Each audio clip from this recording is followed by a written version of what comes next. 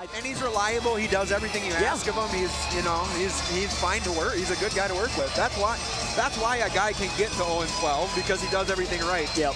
Aside from the winning thing. I'd love to see him get a win one of these times. I would absolutely love that. There's a couple of guys I think he could beat. I won't mention any names. No, feel free, because I don't know who you're talking about.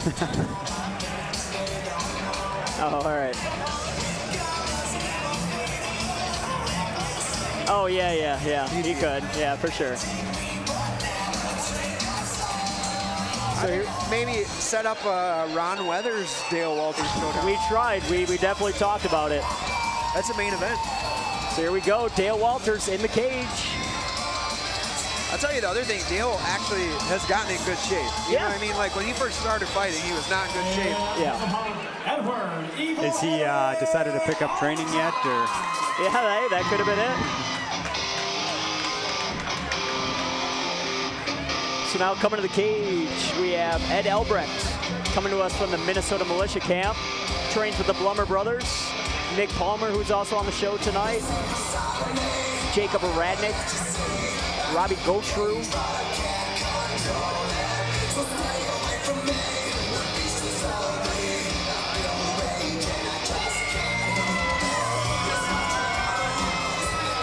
Crowd's starting to fill in here now. Yeah, it is. We're looking good now.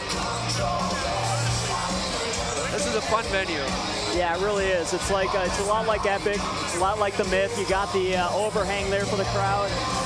It's like Epic and Myth without all the things in the way. Yeah, exactly. Without all the obstructed views.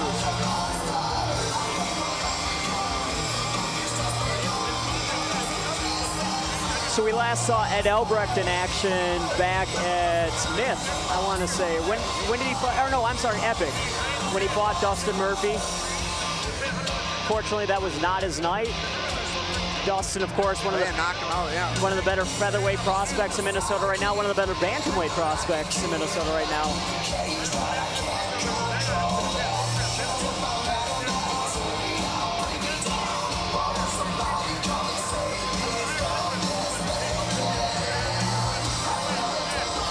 See the Radnicks there with him, the Blummers with him. Yeah, he's got a really, really good group of guys that he trains with. The Galadaris were there with him. Oh, is he? Okay, nice. I can tell you what, guys, and Ben, I think I've been on record telling you this more than once, but the Blummer brothers are some of the most exciting fighters in Minnesota MMA. And I absolutely enjoy watching them come to fight. Because that's exactly what they do. Did anybody catch Marvin's fight out in Phoenix? Phoenix, yeah, for King of the Cage. King of the Cage, man, for the title. I believe that was a title fight, wasn't it? Title fight. Yeah, I'm telling you, both guys very high level. Both guys incredibly nice guys too. So, and what a hell of a story too. You've got twin brothers. Twin brothers. The same weight class.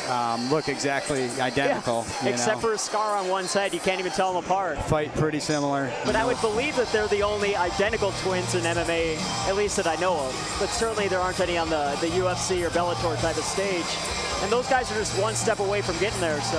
Absolutely. I can't believe the UFC hadn't signed. I mean, with Monty has managed them, you'd think, I mean, what better marketing than that? It's just such an easy sell. Well, they tried out for the Ultimate Fighter, too. Why would you not do that? I know.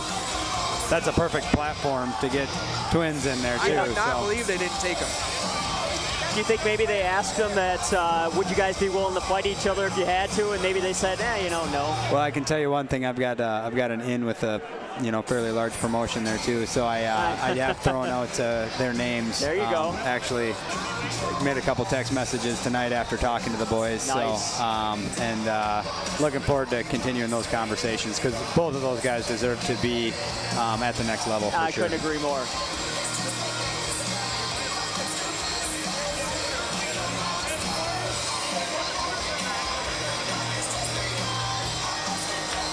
You know, if I was a betting man, which I am, I'd be willing to bet that this fight does not go past a minute 30 in the first round. Okay, so we have an over-under set of 90 seconds. Yep. Any takers? One way or another, somebody's going down in this fight. Up to Mike Majuk for the official fighter introductions. This next contest will be in the featherweight division. Introducing first, in the blue corner, sitting 5 feet 8 inches tall, weighing in at 145 pounds, representing Team Vicious and fighting out of Eagan, Minnesota. Holding a record of no wins crosses, Dale, the Honey Badger Walters.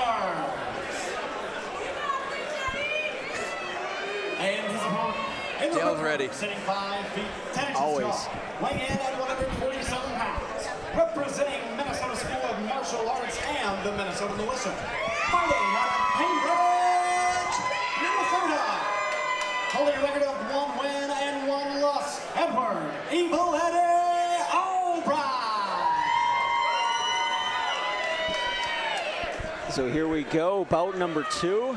The Muse Event Center in Minneapolis, Mecca 4, presented by Driller Promotions. I'm Andrew Studer alongside Minnesota MMA News editor Ben Fearson and Bellator welterweight contender Adam McDonough. Finalist. Oh, shoot. Wow, he clipped him with the left, too. Holy cow. Like we say, the Honey Badger, you know. He's not giving a crap right now. No, he is not.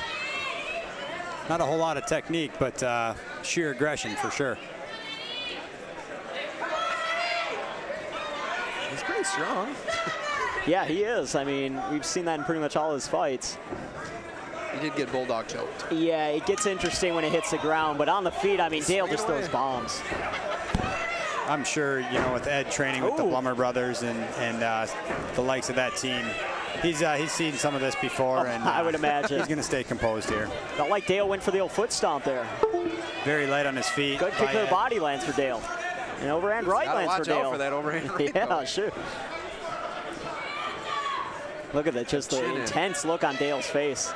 Well, that's because we're at that time of the fight here. Yeah, I hear you. McDonough, you might be way off. I know. I'm wait. Ed looking for that uppercut. There you go. Not to be surprised by Ed. That was a mighty impressive combination there. He threw 4 or 5 punches followed by some uppercuts. Very cool, calm, and composed in that entire sequence of punches. He looks very comfortable in there. Yeah, it's sort of the young prospect in the group over there at the Militia. Some of the guys, you know, they're young 30s. You see the Gochers and the Blummers, but he and Jamal are sort of the future of that gym. And Gacho's not there. Oh, just missed the head kick from Ed. Gacho's at Savage. No, because the Blummer, he fought with the Blummers down in Chicago. I know. Oh, okay. My mistake. Superman punch from Ed. Yeah, I'd like to see Ed using that jab a little bit more. He's nice and long. Dale's getting tired here. Keep him away. Outside leg kick lands for Ed. 1-2. I don't think I've ever seen Dale actually knocked out on the feet. You won't again. No. Oh, referee warns shots behind the back of the head. Dale's going to get a little break here. I lost, didn't I, Ben? I'm losing my 90-second bet here. You're definitely on the line. Yep. Yeah, now I'm ahead. I was pressing there. He really didn't give him a warning. You know what I mean? I didn't hear any warning. He just immediately stopped. I did. I saw the warning, yeah. Okay. You know, I tell you what, a guy like Ed, you know, to get some ring time like he is right now, and Dale is proving that he is game. Great experience for a young amateur up and coming. For sure. I mean, yeah, nothing wrong with getting some rounds in. And well, you mentioned the combinations, and I love to see that too. I hate when you throw anything in once. You know, don't just throw in a single anything. You know, follow that jab with something. Right. Yeah, it's important you mix it up. 10 seconds left. High-low feints. Honey Badger heading to the second round. I'm not sure this has happened before. Yeah, I think there might have been one, but it certainly wasn't recently. So here we go. Very interesting. Better explain to him what we do here. Obviously, a 10-9 round there for Ed. I don't think he did enough for a 10-8, but definitely not. Driller Promotions, we return May 24th when we team up with Impact Fighting Championship in Detroit Lakes at the Ken Freeman Arena for No Mercy 2. Highlighting the card will be a pair of title fights as Travis Diesel-View takes on hometown favorite Brian Hadid for the inaugural Driller Promotions heavyweight title. Plus, Dan the King Kaiser looks to make the third defense of his Impact Fighting Featherweight Championship when he faces the always dangerous Frankie Johnson. Get your tickets online for that show at CageTix.com. Once again, a reminder on the second floor, please do not hang drinks over the edge. Please do not hang your drinks over the edge, and thank you. Or we will kill you. you know, not only did Dale not look very familiar with the second round, I don't think his corners took him about a minute to get in the cage there. So I don't think they're all too familiar with what the process looks like. Well, you know, the state of Minnesota, we keep going back and forth whether the corner can go in on an amateur fight. I don't see why not. Sometimes they don't let him. Okay.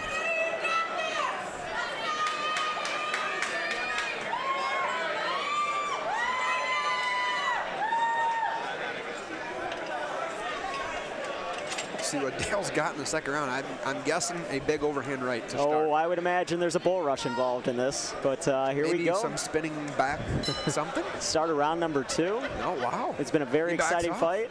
He's become a technical. Oh, hard outside leg kick lands for Ed. Oh, overhand right lands for Dale. Yeah, and he's hurt. And Ed caught him coming in. You got to watch the back of the head here, though, because he will lose a point. Ed with both hooks in. Nighty night, Dale. He doesn't have it under the chin yet. Not yet. Up, there you go. So welcome back to the win column, Mr. Albrecht. Good showing, though, in defeat by Dale Walters. Very excited to see more out of this young prospect coming to us from the militia. Yeah, I'd say all in all, you know, great performance by Ed. Got some good ring time in there. Dale definitely improving. I have to admit, I've seen him fight quite a few times. Yeah. Ladies and gentlemen, if you guys want to upgrade your seats, look for a pretty young lady with an orange jacket on named Kelly. Kelly can upgrade your seats if you're interested.